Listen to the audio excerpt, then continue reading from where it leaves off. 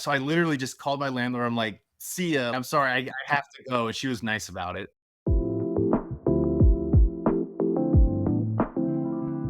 Dario, hello. So nice to get to Hello meet there. you. So thrilled to hear about your experience. But before we dive in, for anyone who hasn't seen the show, can you just give us a little brief introduction of you, who you are, what your business is, and how you got to being on 60 Day Hustle?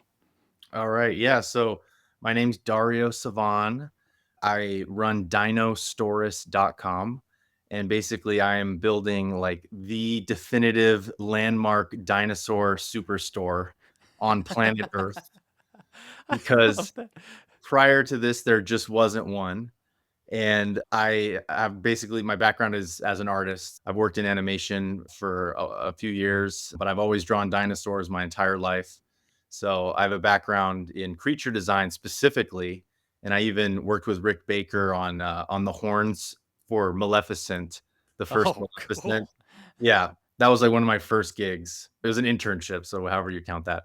And then, yeah, so my origin is in like creature design, but then at Rick Baker's request and kind of recommendation, he said you should go to Art Center, which is a known school in the animation field. So a lot of ex Disney animators and a lot of the people that did a lot of the 90s classics for Disney still teach there. And so that lineage, I got taste of that lineage and I got to work within the animation world for a while. So the style on the store is right in between weaving the creature design with the kind of fun, colorful, lighthearted. And ultimately, at the end of the day, I'm just trying to bring smiles to little kids' faces. And actually, not just kids, but a lot of adults too. So that's been a really cool surprise about running a dinosaur store is that it's not just kids that like dinosaurs. What was the moment you decided you wanted to do the business and build your own business versus tried and true route of becoming an animator or creature Yeah. designer? It was maybe 2 years, a year before COVID. So maybe Mm, like 2019. I've always been like a Shark Tank junkie. okay. I've been entrepreneurial in certain ways that I didn't even recognize, even.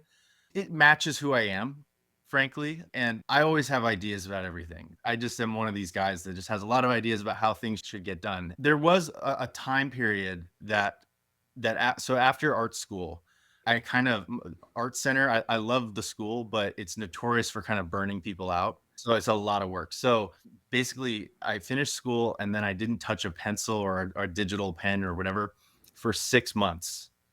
And I just had to just do something else with my brain. And I wanted to get a lot of my professor's influence, let it settle and just get it out of my head. So I didn't do any art for 6 months. And then when I came back, I did this really I came back and I just said, Dario, just draw whatever the hell you want. Just don't filter, pull straight from your inner child.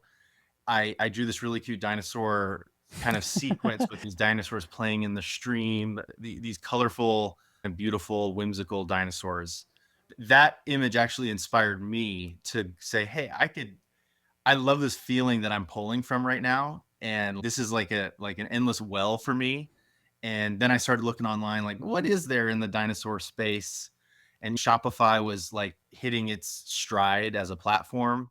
And so that was all part of the influence to make my own business. Then how did you end up on 60 Day Hustle and what was your reaction to being selected as a contestant?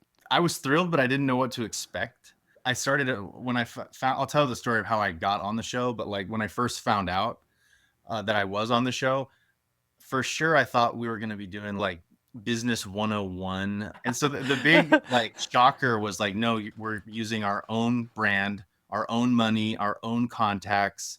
Like we're pushing forward our own damn business. That was a big shift and exciting. But as far as like how I got on the show, it was so lucky, so freaky, just the such a like a thin spaghetti line. So basically like someone knew my mom barely. Someone knew a friend of my mom who knew that her son had a business. I was actually living in New Hampshire, which is what I was doing in 2023. I wasn't even in LA, so I couldn't do an interview in person. So I had to send in a self tape. They wanted just like a 10-minute primer of What's your business history? How'd you get into this, and et cetera. So I did one of those. Apparently, mine was the longest one by like 3 times. I sent in like 10 minutes, like my whole story. And apparently, most people just did the 1 minute or 2 minutes. I can't stress this enough. My headspace was not in like reality TV show mode. Like I was living in New Hampshire. It's a small town, much slower pace. Like I wasn't even particularly talking that much with like other people, like other than my brother a little bit. So I was just in a very like Zen headspace. And then immediately when I found out I was on the show, I had to be back in California within 2 weeks. So, yeah, so I literally just called my landlord. I'm like, "See ya. I'm sorry, I have to go," and she was nice about it. Yeah, so we just, like, finished out the month. I put all my crap in a car, drove back to California, and just crash landed at my parents' place with 2 days to go before filming started. So, it was like, barely got there in time. So then that's funny, especially because you say you like sent in such a long video. How did you prepare for the first pitch challenge? Did you have a strategy? Did you already have a reflection that you needed to like condense your business? As you may or may not have discovered, I like to talk. So condensing it down into 60 seconds, I knew was going to be difficult, but I don't know where I learned this, but like maybe like playing basketball or like shooting free throws or something. But I just had this idea that we're being timed, but don't be knocked off your center point because staying poised will score you points even if your pitch isn't perfect. The second challenge, that's an arbitrary limitation. And what matters is, do these people and the judges that we were pitching to, do they believe in you that you can run a business and that you've thought things through? So I think that was like some good sense. And also, I'm like the worst person ever at just reciting something verbatim. I can't. I'm too creative. Like my brain goes in a million different directions. So I knew 100% verbatim was not going to happen, even though I did write out my speech 1,000 times. But I knew verbatim wasn't going to happen. I just said stay poised. Nonetheless, that was right before we went in. That was like maybe the most nervous that I've ever been in my entire life. Like my vision was, it was like the world was like an IMAX. I was Yeah. getting like fisheye lens, and it was really fun. And the way they did it, there's a lot of sneaky, sinister slash fun things that they did to kind of mess with us. I knew that, and it worked. They made us walk like the entire length of the soundstage off camera, like this arbitrarily long distance, and then make a left and then walk back. And then this time you're on camera. But they have a camera facing you during this long, agonizing walk of 50 yards. We talked to Kiara as well, which was fun. And just as we get to talk to more of the contestants and stuff, everyone has very different backgrounds and very different elements, but all arrive to very clever ways of building their business. As far as just a memorable moment backstage with everyone that might not have made the show, was there a specific moment that really stood out that you hold with you from that time not on camera? Mhm. Definitely when we kinda had a little dinosaur sketch party No. before one of the eliminations. That's up there. We got some really cute pictures from that. Other than that, there was a lot of emotions, especially as it went on. I don't wanna spoil everything, but there was a lot of emotions, and we were all really good friends. We spent so much time together as, like, a cast. I say cast, I guess we were competitors. That's Yeah. what I mean, like, we spent so much time together and even just helping each other kind of loosely brainstorm, like, how are you going to approach this? We're actually all really good friends now, and we still text and help each other. Kiara and I text back and forth about business stuff all the time. I'll send Yeah. her like e-commerce websites and be like, wait, have you ever seen this little button on a store like this? Like, maybe you should consider that. That's something that's probably the best thing I got from the show, aside from all the showy stuff, was just like a bunch of new friends. So I Yeah. am grateful for that. I'm curious that like in addition to that, were there other kind of just artist narratives that you had to challenge yourself with and break out of and mentalities you had to break out of to succeed in such a fast-paced like business environment? That is a great question. Yeah. Yes. And the big one for me is the introverted extroverted Mm, divide. People say I come off as an extrovert these days, but I know where I started. I am an introvert at the end of the day, but nonetheless, in business, like you have to be loud, you have to, you know, sell. So conquering that divide and seeing selling as not like being loud and annoying, but like just you're trying to cultivate a feeling that you're feeling in your potential buyers. And in my particular business, it's happiness, joy, smiles. And that's a great thing to cultivate in the world, honoring that and being okay with putting that out there. And our motto is like dino sized joy. But yeah, so I had to get passionate about that before I stopped seeing it as like seeing selling as annoying. Erase that narrative. And that was a big one.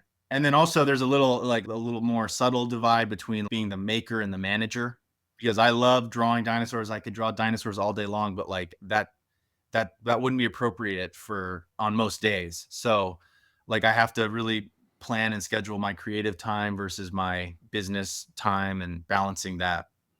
Can you summarize like how the experience changed what you think the future is for Dinosaurus? Yeah. The future of the business is me coming out from behind the scenes and into the forefront and really owning my passion as a lover of dinosaurs, a lover of art, and connecting with people over that. Especially nowadays in this new AI creator atmosphere, right? Like what is gonna be of value and hook people? It's gonna be the fact that someone really cared about something. So just owning that in every which way, just owning that I need to really be the face of the brand. Have you found it a challenge to maintain just that simple, joyful way of making it? Are you more concerned now with will people like it and stuff now that you're under more pressure? Or are you keeping Yes. that just like, yeah? Yes. Next question. No, but That's exactly right. we can you don't have to answer, but I think that's such a challenge when you're growing something you love or an art as a business. Yeah. Do you have just little how are you managing maintaining the simple joy of just making the art? It is difficult. I can tell it's gonna be like an ongoing hygiene of the business. I use the word hygiene for things that just never they're everyday practices. So, planning creative time versus planning business tasks is really essential because if I'm a creative at heart, and what I've learned is I can't shut down the creativity for too long or I lose energy. So that's almost like a test of if you're a creative or not fundamentally. And I made that mistake even in this little period interim between filming the show and the show coming out is like, all right, just going all 100% on business. I peter out after a while. So I have to go back and draw at least a little bit. I'm still figuring out how to talk about the artistic side of it. And actually where I'm at with that as I listen to myself talk, like I actually know the answer, which is I need to just start filming myself drawing a lot more and let that say everything that I'm trying to say. Let that be yeah.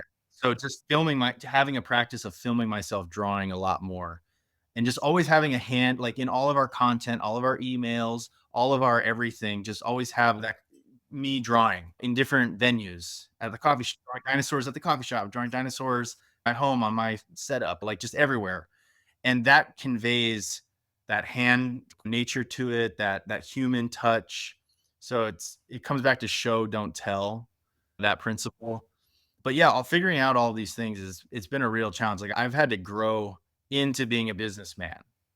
That's been a real growth journey, and I was very honest about that on the show. As you grow with that, is it a goal of yours to eventually hire all the business stuff out, be able to just chill and do the art, or have you found a love for that business stuff as well? I have. There's a lot of things that I have gotten into and am now excited about. So like website design, user interface design, these are things I'm passionate about now.